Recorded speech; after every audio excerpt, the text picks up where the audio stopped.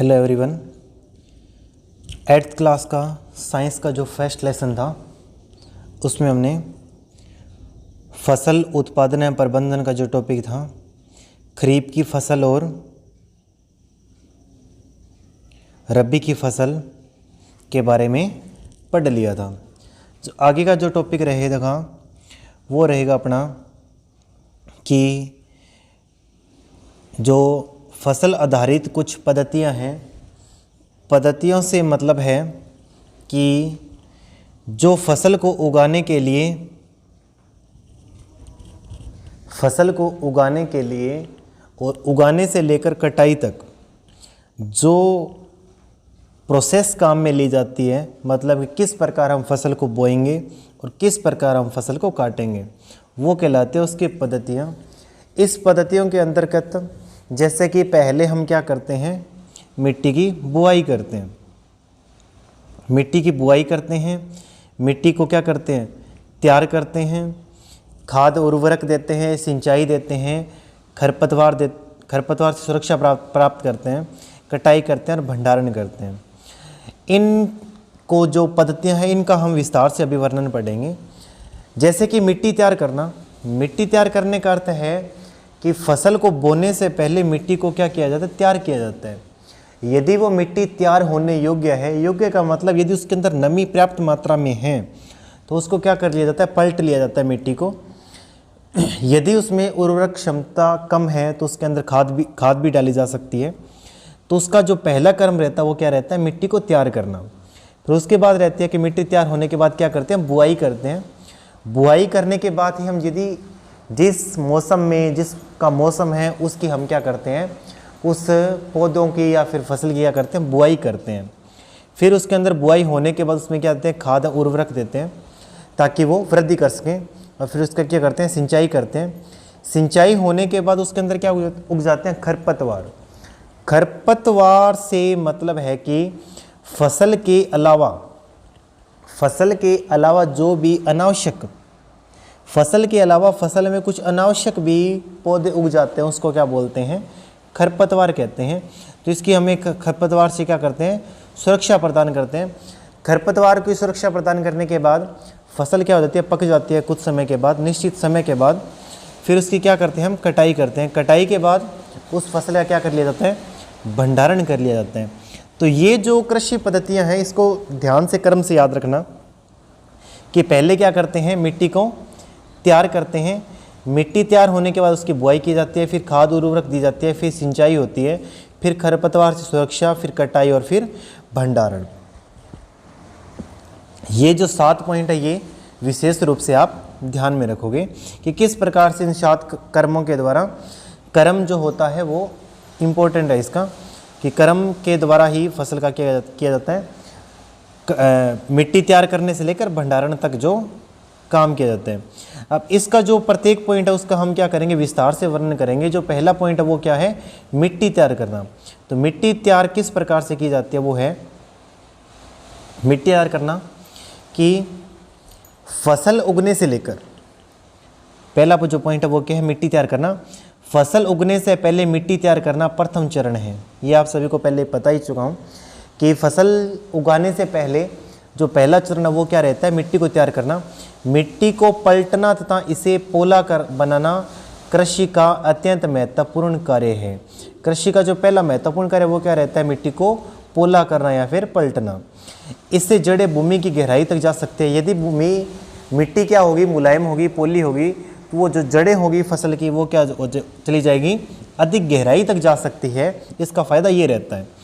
पोली मिट्टी से गहराई में धसी जड़ें भी सरलता से श्वसन कर सकती हैं। पोली मिट्टी किस प्रकार पौधों की जड़ों को सरलता से श्वसन करने में सहायक है, वो देखिए कि जैसे कि यदि पोली मिट्टी होगी तो उसके अंदर जो सूक्ष्म जीव होंगे, जो केंचुआ है, जिसको अपने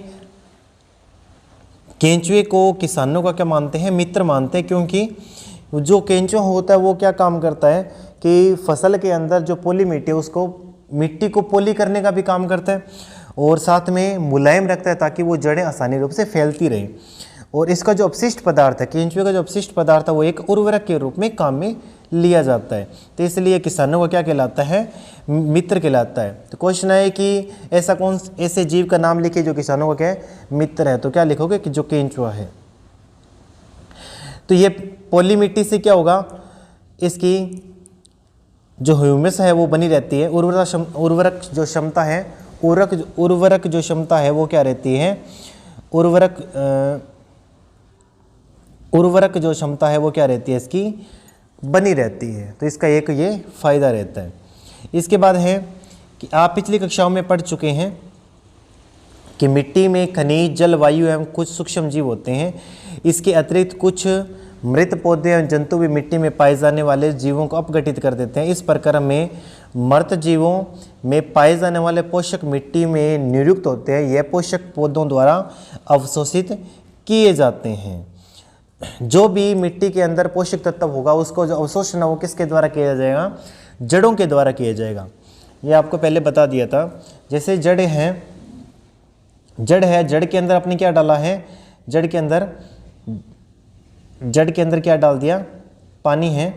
तो इस जड़ों के द्वारा ही, इन जड़ों के द्वारा ही जो श्वसन की क्रिया है वो ऊपर, मतलब कि ऊपर अनेक भागों तक वो जाएगी। ठीक है, समझ में आ गया होगा मेरे ख्याल से। इसके बाद है आगे कि पिछली कक्षाओं में आप पढ़ चुके हैं कि मिट्टी में खनिज, जल, वायु एवं कुछ सूक्ष्म जीव होते हैं। इसके अतिरिक्त कुछ मृत पौधे एवं जंतु भी मिट्टी में पाए जाने वाले जीवों द्वारा अपघटित होते हैं। इस प्रकार में मृत जीवों में पाए जाने वाले पोषक मिट्टी में नियुक्त होते हैं। ये पोषक पौधों द्वारा अवशोषित कर लिए जाते हैं। इसके बाद है कि कुछ ऊपरी परत के कुछ सेंटीमीटर की मिट्टी ही पौधों के लिए वृद्धि में सहायक है।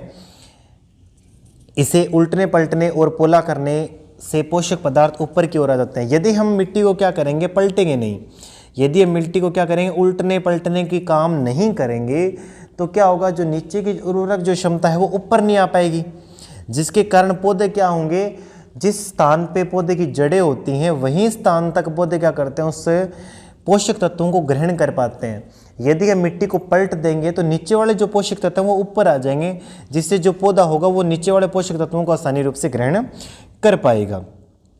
तो पलटने का क्या फायदा हो गया कि मिट्टी को पलटने से कृषि में किस प्रकार से लाभदायक है कि पोषक तत्वों को आसानी रूप से ग्रहण कर लिया जाता है।